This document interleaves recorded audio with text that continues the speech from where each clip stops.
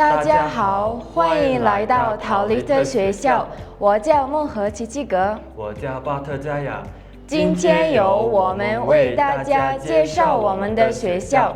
陶丽特学校成立于1997年，学校以外语学习和数学学习为主。学校以学生为中心，用耐心和爱心引导他们探索知识的奥秘，鼓励他们在学术和个人成长的道路上不断前行，为学生们打开一扇多元文化世界的大门。同时，我们学校从2022年开始引入新课程 C Learning， 培养学生的社会情感和技能。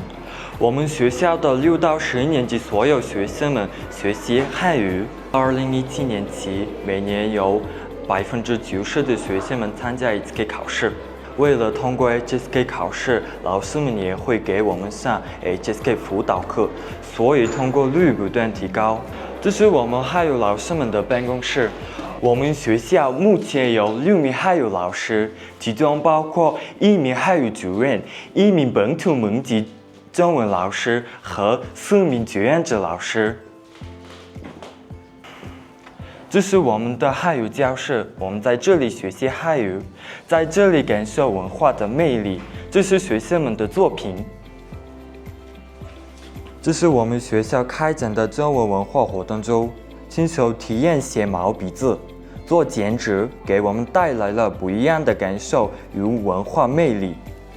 为了进一步提升学生的中文水平和对中国文化的理解，陶丽特学校、东北师范大学以及蒙古国立教育大学、孔子学院合作，积极组织奖学金项目和夏令营活动。进入我们学校170多名学生参加冬季和夏季奖学金活动。类似的活动也会持续开展，为学生提供丰富的学习机会。陶丽特学校众多学生受益于这些项目，亲身体验了中国的风土人情，感受了中国文化的魅力。通过这些奖学金活动，学生不仅收获到语言的进步，更收获了珍贵的友谊和难忘的经历。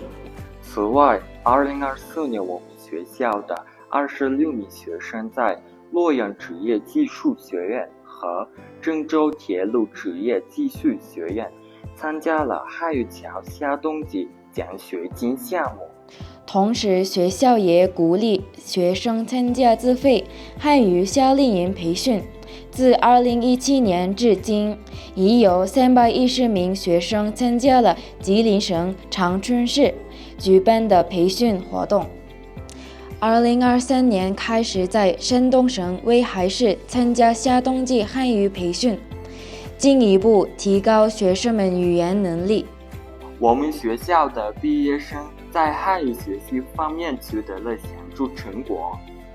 现在50多名毕业生在中国的清华大学、浙江大学和东北师范大学等大学读书。通过这些项目，学生能够在中国的知名大学接受优质教育，提升专业素养。